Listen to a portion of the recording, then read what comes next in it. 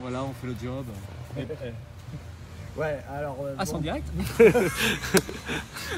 Alors, du coup, on est à la sortie du dernier conseil municipal de l'année. Là, ça y est, ça fait 10 mois. Donc là, on est parti pour 2 mois de vacances avant la reprise en octobre.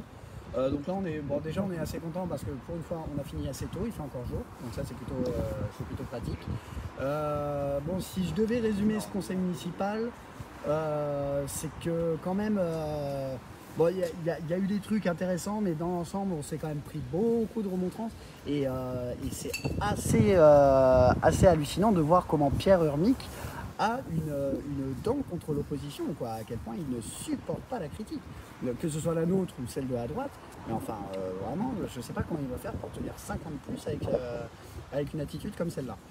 Bon, à côté de ça, nous on a essayé de parler un peu de différentes choses. On a essayé de parler de la culture notamment, qui malheureusement est encore beaucoup trop délaissée. Alors oui, il y a des choses qui ont été mises en place, on le reconnaît, mais franchement, il manque encore beaucoup de choses, quoi.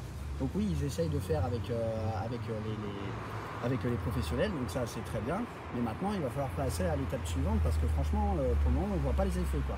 Et au-delà de ça, on a parlé d'énormément de choses. Bon, on a réussi à placer quand même le fait que Carrefour, quand même, qui reprend le marché des grands hommes, voilà, ils l'ont admis eux-mêmes. En fait, c'est pas quelque chose de positif. Au contraire, c'est même plutôt négatif. Ils sont assez désolés de ça. Bah, tant mieux, parce que franchement, ce côté ultra greenwashing, en fait, avec des concombres bio, ce film plastique. Que nous vend Carrefour au quotidien. Enfin, voilà, donc ça, c'était important de le dénoncer. Voilà, on a fait des interventions un peu différentes. Bon. Enfin, après, moi, je vous invite à aller voir sur le live parce que là, sinon, je vais en rater. Mais voilà, ouais, dans l'ensemble, quand même, c'est un bon conseil municipal. On est content. Et puis, bah, voilà, et on va continuer à râler, on va continuer à être toujours sur le qui-vive. Puis voilà, quoi. Dans la suite de ce que dit Antoine, là on est plutôt soulagé parce que c'est vrai que on sort d'un conseil municipal. Moi je trouve que c'est toujours assez pénible. C'est pénible, c'est fatigant parce qu'on essaie de porter une parole et on est concentré, on est stressé parce qu'on veut bien faire les choses.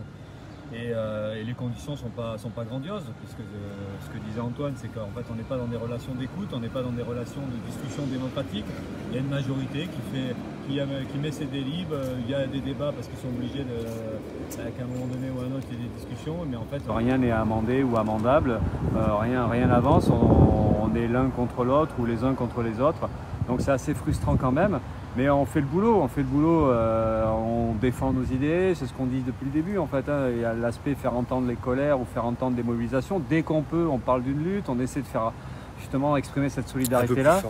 Et un peu plus fort. Et donc, dès qu'on peut aussi, on essaie de formuler pas des propositions au sens qu'on est des gens sérieux, mais tout ce qui est un peu élément programmatique de gauche au sens où nous on l'entend, d'une vraie gauche combative, sociale, qui s'intéresse à la question sociale, qui s'intéresse à la question environnementale. On essaie de formuler tout ça, on essaie de montrer que la mairie qui se dit de gauche aujourd'hui ne mène pas une politique de gauche. D'ailleurs, on le voit quand même, enfin, pour nous c'est un signe quand même qui est assez révélateur, c'est que la droite vote quasiment tout. Toutes les délibes sont votées par la droite et les deux droites, hein, la droite juppéiste et la droite macronienne. Et on est les champions du contre, et pourtant on ne fait pas beaucoup de contre, hein, on fait 25% de contre, c'est pour vous dire. Et après le reste, c'est la moitié, c'est de l'abstention. Et on fait à peu près 30% de pour, ou 30 à 40% de pour, même si les chiffres c'est un peu chiant, mais enfin c'est intéressant parce que ça permet de montrer un peu comment on fait. Et donc on est les plus grands opposants. Et on essaie de formuler notre politique, on essaie de dire des choses, et dans un contexte qui est pas facile. Mais voilà, donc après là on est content, c'est qu'on va respirer 2 mois, parce que c'est des corvées en fait, hein, ce qu'on fait. On se sent obligé d'y aller, on a été élu, on respecte ce qu'on avait dit, on y va, on se confronte, on se bat. Mais ça fait du bien aussi de ne pas trop fréquenter ces gens-là, puisque nous, ce qui nous manque en fait, c'est les luttes sociales, les mobilisations. On aimerait bien que la rentrée d'ailleurs, elle soit marquée par des combats, des habitants dans les quartiers, que ce soit par rapport aux effondrements d'immeubles, par rapport au mal logement, par rapport au transport, par rapport à des questions environnementales, par rapport à des questions l'emploi public, de la défense des services publics. Enfin, il y a plein de batailles qu'on aimerait bien qui se lancent, parce qu'en fait on s'appuierait là-dessus, on serait beaucoup plus à l'aise et on sait qu'on serait plus efficace aussi, puisqu'en fait la force de ce qu'on dit, elle dépend quand même largement de la capacité de la population à s'organiser, à prendre ses affaires en main et à se mobiliser. Donc on attend ça, on attend la rentrée avec impatience. En attendant, je ne sais pas si Antoine doit reprendre la parole, mais on voudrait dire que Evelyne, ça fait un petit moment qu'elle était en arrêt maladie et là elle est partie en vacances. Et qu'à la rentrée, on va retrouver le trio dans le conseil municipal. Ça sera encore mieux. Et puis voilà, bon, Antoine, elle est finie. Ouais.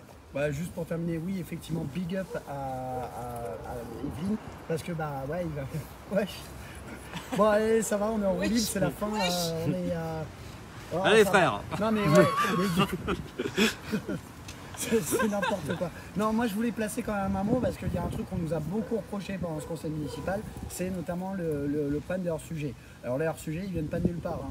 C'est-à-dire que le hors-sujet, c'est parce qu'à un moment donné, on nous a coupé une délibération, on nous a coupé un vœu ou une question écrite selon la décision du maire voilà, qui décide lui-même si on garde ou pas les prises de parole.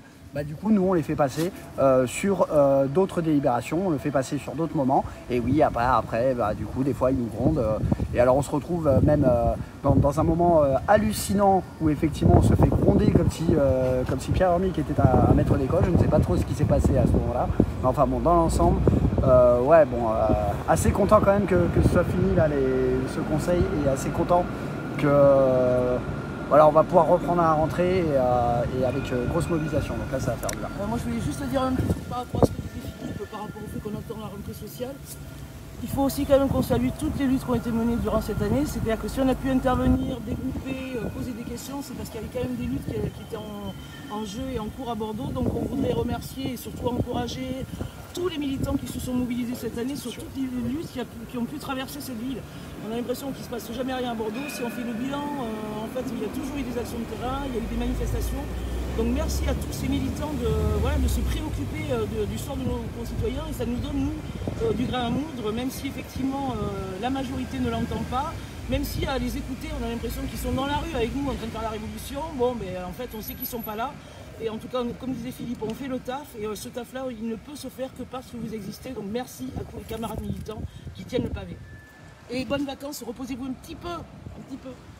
Pour finir peut-être, mais en lien avec ce que dit Myriam ou ce que dit Antoine, sur d'abord l'aspect de ce qu'on appelle le hors-sujet, là, ce que disait Antoine, c'est-à-dire d'expliquer et de rappeler, c'est l'été, c'est les vacances, on a un peu de temps, on a quelques secondes encore, d'expliquer que l'ordre du jour, il est fait par la majorité. L'ordre du jour, c'est une succession de délibérations, souvent inintéressantes, hein, souvent très techniques, même très technocratiques.